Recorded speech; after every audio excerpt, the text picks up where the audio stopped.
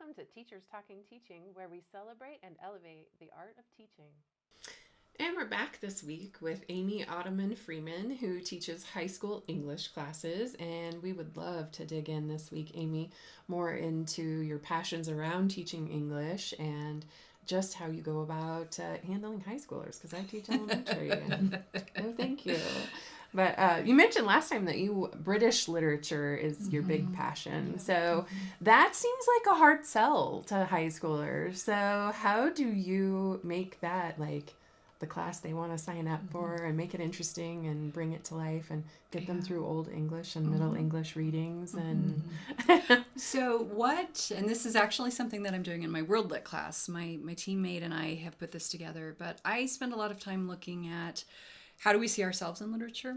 And even if it's an old text, I ask students to consider how are they similar to us, or what overlap do we see? So we may be reading a story about Beowulf, which, let's be honest, Beowulf is amazing because he swims underwater for 3 days. He rips a guy's arm off. He hangs the arm from the ceiling. I mean, it's cool. There's cool stuff happening in there. And once they get past the language and start to see that, then we talk about, one of my favorite things to look at are all of the hyperboles that are part of modern film, you know, and not even Captain America, but if you watch the Star Trek franchise or anything like that, you know, you have Captain Kirk falling out of the sky and barely hanging onto a platform and getting his fingers broken, and yet somehow he's still able to stand up and fight, and that's the same archetype that we see in ancient epic poetry.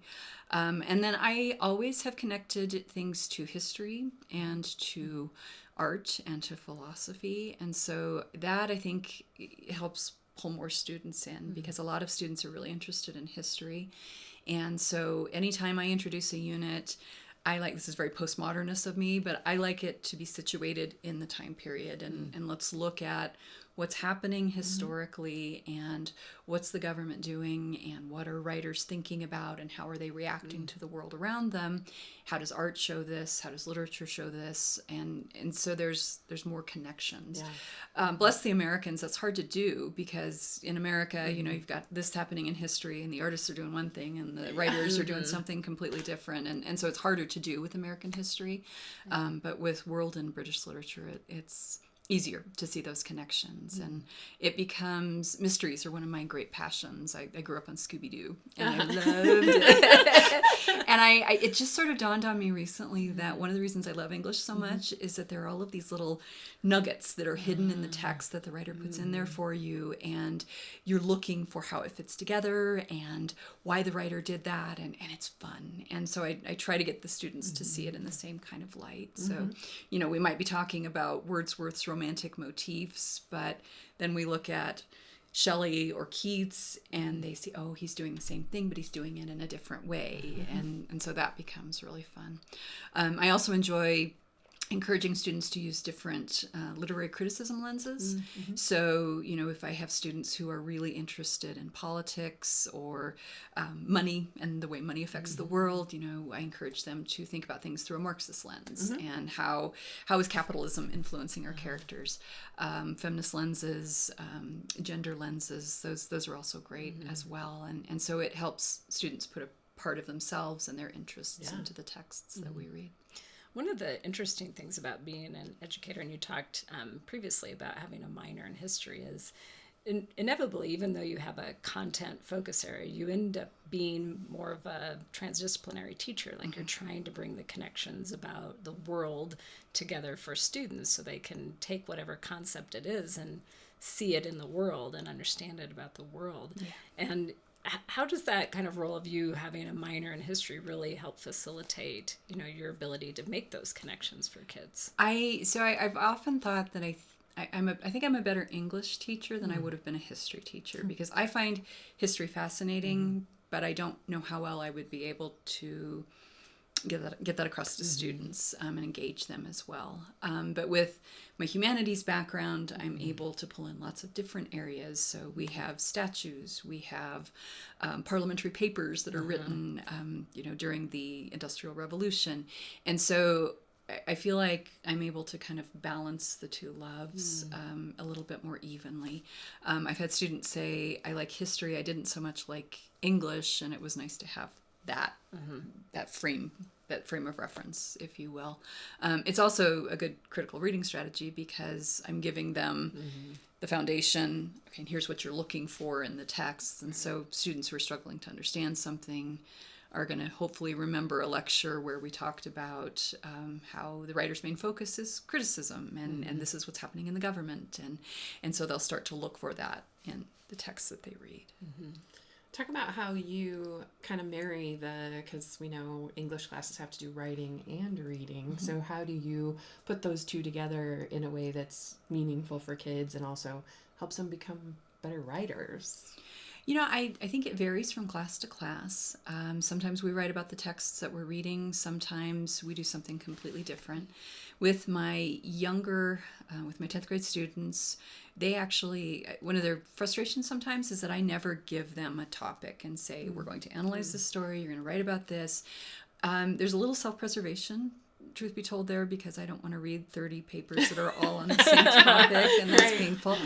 But the other piece is that I want them to think about what they're passionate about and what they care about, or what they're interested in, and so that piece is actually separated from the literature. And in my sophomore levels, I have a different purpose with all of my papers. The first paper is a cultural analysis. It's a world literature course, so we start with they have to choose a culture. They select objects that represent the culture, and then their paper is essentially looking at how those objects help define or help establish the cultural ideals of the particular culture they've selected. My focus with that paper is to let them write about something they care about, but it's also to make sure they've got the organizational foundation, and then we move on to analysis as the main area of emphasis in the second paper, and then our third paper is a big research project. So I try really hard to scaffold the way they write. The literature piece that goes with that, they do smaller writing assignments. Those I focus more on the rough draft stage of things. It's just communicating ideas, and they're practicing creating an idea about a text and then backing it up with evidence. And so that's more of my emphasis with the literature that we talk about. AP Literature and Composition is a little different because they're preparing, it's an English class at the collegiate level. So they do write more literary analysis type papers. But, it's still similar in what we're working on. We start with a symbolism essay because it's a little more straightforward. Then we move to a characterization essay. Then we do the dreaded poetry essay. And then we finish with a literary research paper. But this year, I'm excited about this project this year because what we're going to do is they're going to have an anchor text, and then they will look at how that text's ideas, and they can look at it historically or psychoanalytically or through a feminist lens or Marxist lens, and they're going to be looking at how things that are happening around the text influence the text, and then they'll choose another poem and a short story to connect to that. So I'm really excited about text to text exactly. to world. So how do you get new ideas? Like, what does your professional development look like for you as an educator? It's kind of a joke in education that you beg, borrow, or steal anything you can find. I've had amazing teammates all the way through my career. People that even, I could just go to and say, hey, I'm thinking about doing this. Can I just sort of and have you help me walk through that? My current teammate that I'm working with and I have been working together. She student taught with me, so she's been with me as long as my eldest child. So that team. I love that team. What's the word I'm looking for? The camaraderie, I guess, that we have. So we do that a lot. We work together. We plan together. We create assignments together. She brings in new ideas. I bring in ideas that I've seen. This is really, really geeky, and my friends and my students both make fun of me for this, but I'm part of a Facebook group for AP Lit teachers. And there's some there's some fantastic good ones stuff out in there. We call it the hive mind, and people just throw stuff out there. So that's a great thing. And I'm just always looking at how can I make things better? How can I scaffold in a better way? And so, the luxury of teaching for a long time is that you can look at what's working and keep that and look at a small assignment and say, wow, this is not working. I need to tweak this. And so I feel like that's a lot of my career has been spent kind of honing things and trying to make things really work cohesively in a class. And it's far from perfect. Every year I look at something and think, wow, let's redo that. But that's part of the challenge and the fun of teaching also. Someday I think I'll arrive at teaching Nirvana, but I don't You know. have those little moments, right? That's an idea. This is the year I'm not going to tweak it. I'm just, I have it, I'm like, no, I don't. Virginia Woolf talked about that, though. That idea that when you plan for perfection, it never happens. It's the unexpected moments, and they're brief and shiny and wonderful, and then you go back to the moment of... Well, I think as a good teacher, ideally, too, you're always taking stock of what your students need and adjusting anyway. So therefore, you're never going to get to Nirvana because you've got to constantly change to meet their needs. So. And then, especially after, I know everyone talks about the pandemic, but it's been kind of fascinating to see places that gaps need to be filled or things that they've retained through the process. And so, that's really at a very specific example of that this year, because I teach 5th grade. So my kids, for the worst year of the pandemic, the full year of remote, hybrid, remote, in-person. So they were in 3rd grade and missed, most of the first half of 3rd grade. And I was like, oh my gosh, they don't know their basic multiplication facts. They missed the beginning of 3rd grade. And it was, just that aha moment was like, okay, I can give them grace now. We can backfill that and move forward. But it's funny how each year is different too, because it depends on the year that COVID affected them the most. Yeah. So. Well, and when we were going through the worst of that, I called my mom, who was a 2nd grade teacher for many, many years. And I said, I've got 2 groups of students. Some are in person, some are at home. Help me. What do I do? And so I set it up the way you all do reading groups and writing groups. And I had my sticky notes and my lesson plan book, and I moved things around. And it was, one, I have so much respect for you guys doing that. Wow. But it was so fun because I would think, okay, my in-person group needs to do this, and I need something for them to be working on at home, and then we'll flip, and I'll work with the at-home crew and my in-person. And I really enjoyed that, and it pushed my thought process. It pushed the way I see education, and I am so in awe of elementary educators because you do such a great job with data and looking at how students are learning. And I saw that at Lopez as well. I mean, there was more data in those kids' folders than I've ever seen. And so that's been something that, like, a lot of times I will steal stuff from my kids' elementary school teachers. And I take it up to the high school because it's so great and it works. And so that's, so again, I just kind of borrow. Well, I feel like with hybrid, it's a survival mechanism. We have to. We learn from each other. I feel like with hybrid too, you got a chance to really get to know the kids that were in front of you on the days they were in front of you. Was a smaller group, which was something we don't get very often. And so that ability to build relationships with them. But that ties to my question then, that one of the things I feel like we come back to constantly when we're talking to all teachers, no matter what, in our podcast is, how do you build relationships with kids? And I feel like it's only slightly different many times, but how do you do that at the high school level? That might be a little different. Too. Yeah. Yeah. A lot of people ask that question, and I think people who are good at building relationships are good at it no matter what profession they're in. It's a genuine concern for the people who are in your classroom. It's listening to kids. It's remembering things about them. It's all those things that we put into friendships and into relationships with our colleagues. And so it's really important to me that I talk to my students at the beginning. I don't do a bell ringer type exercise, and a lot of teachers use those and they work well for them, but I need 10 minutes to just talk to my kids and check in with them. Every grade level has different things that we check in on, and I try not to do, there's sometimes curricula that's put together of things you can talk to your students about, and that's never felt natural to me. And so I've always just, a lot of times I'll say, tell me a story. Somebody tell me a story. And then that normally will bring up some other conversations and ideas. So that's how I do it. I encourage all my students to talk. I pay attention to who's really talking a lot and who's not talking as much as they need to be. And I make sure that there's a space for everyone. I try very hard to create a community of learners where everyone is respected.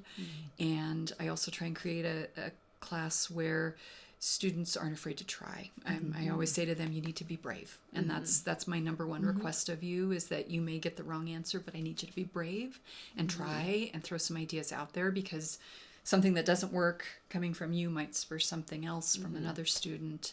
And that's a very positive thing. So that's my approach. We definitely have good days and bad days in every classroom, but it's worked pretty well for me. So I treat them all like my children, I guess, for better or worse. And they probably appreciate it, that caring adult who listens to them is invested in their success and, wants to see a bright future for them. Yeah, absolutely. I hope so. And I think the school that I work at is good at that. And so that's kind of an expectation building wide that's what we do. Yeah. So what's on the English teacher's desk that she's reading? So I was down in the media center this last week because my computer died, and one of the media specialists stopped me and she said, I have this book, you have to read it. And it's called Sin and Syntax, How to Create Wicked Good Prose. And the title alone made me want to read it, because it sounds naughty, and I kind of enjoy that. And so what it is, though, is a look at how to craft meaningful prose. And she approaches it in a way that's completely different than anything I've ever seen. So every chapter starts out with, and I actually wrote this down because it's so great. We'll see if I can do this without my glasses on. She talks about the bones, and so she'll start with the grammar. Here's what a noun is, here's what a common noun is, blah, blah, blah. But then she moves into what she calls the flesh. And she talks about how it's used in writing, and how good writers use that to create the flesh of their works. And then she moves into what she calls the cardinal sins, which would be people who mess it up. And she has examples of that as well. And this is my favorite part. She talks about the carnal pleasures of writing, and she has examples of well done prose that incorporate all of the ideas that she's talking about. And then she finishes with catechism, which is exercises to create that type of writing in students. Gosh. And I think it's brilliant. The author is Constance Hale, and it's an older book. She actually has a blog on the I don't have my glasses on, so I can't see this. I think it's the New York Times website. But it's so creative and so interesting, and writing can be so dry. Yeah. And so it's a kind of different way to engage students. And I'm going to try it with my seniors this year. That's on the agenda, and I think I might be pulling some of it down to the lower levels of writing as well as we get going. So. I'm sure you deal with AP kids too, with kids who want it to be perfect the first time. So getting kids to dig into all of those to experiment. Yeah. And I think that's the hardest piece. We were talking about students who are mathematically and scientifically minded. They want one answer, they want it right, and then they want to be done with it. And they're always the students that say, well, what do you mean I need to expand? I've got the basics, it's fine. Right, so that would be our bones, right? So we need some flesh on it. Yeah. And so that is absolutely a challenge. The perfectionist piece, I'm a recovering perfectionist myself. So I have tried over the years to come up with a lot of different strategies to help our perfectionists, because it really can be debilitating for kids with writing. I'll have students come into class who have spent 6 hours writing a rough draft, and in my mind that's supposed to take 60 minutes. And so just knowing those kinds of things have influenced the way I approach assignments. I absolutely say to the students, this is how long something should take. If it's taking longer and you haven't procrastinated, then there's something we need to look into. And so that's been something that I've tried really hard to do. Timed writes are amazing for students with procrastination and perfectionism kind of go hand in hand. But that you have to have it done in 60 minutes, and we're going to do a timed write, and then it's over, and you have a rough draft, and it's not perfect, and that's okay. I even shortened my kids do 2 minutes of quick writes a day with no oversight. I don't ever open that journal. I don't look at it. It's just an opportunity for you to get some thoughts on paper that we share once a week, and your version of the catechism. So, careful, we're connecting church and state here. Just a blurry line. I think it's more about more opportunities to write, like just getting Yes. them to realize that there can be joy and it can be cathartic. That's and right. It can be, you know, there's so many reasons we write, and I think so many times they think the only reason you write is to please the teacher. Sure, absolutely. Well, and this idea that it has to be perfect before anyone sees it. And Yes. I mean, I was always the Even in crazy fifth grade. English major sitting in the computer lab reading out loud and talking to myself. And, you know, I had a really large amount of space around me because nobody wanted to sit next to me. But that's how I got through that. I would read it out loud. I'd talk to myself, and then I'd have other people look at it. And so, you know, that community idea is so important to the instruction of writing. And there's a great deal of satisfaction in reading wonderful prose and crafting ideas together, you know, in a composition that, you know, has coherence and communicates your thinking and an idea that it must feel like when you give a student an A on their paper, that's probably a big celebration for them. Oh, yeah, absolutely. Well, and my goal for them, this is Ernest Hemingway of me, who's an American writer, and my friends are going to laugh that I'm quoting an American, but he said that all you need to do as a writer is to write the truest sentence that you know. And I love that idea. And so I always encourage my kids to just have one moment in their paper where they're like, oh my God, I'm brilliant. And you know, there's just that one little sentence, you're like, wow, look what I did. And so that's the thing that I always encourage them to work for. Perfection in a whole paper is impossible, but those moments are so amazing.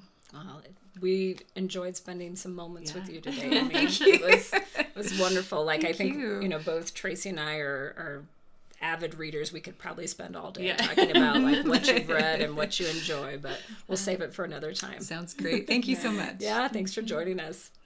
If you liked what you heard today, go to our Facebook page and like and subscribe. You can also go to YouTube and join our YouTube channel, as well as listen to us on your favorite podcasting app.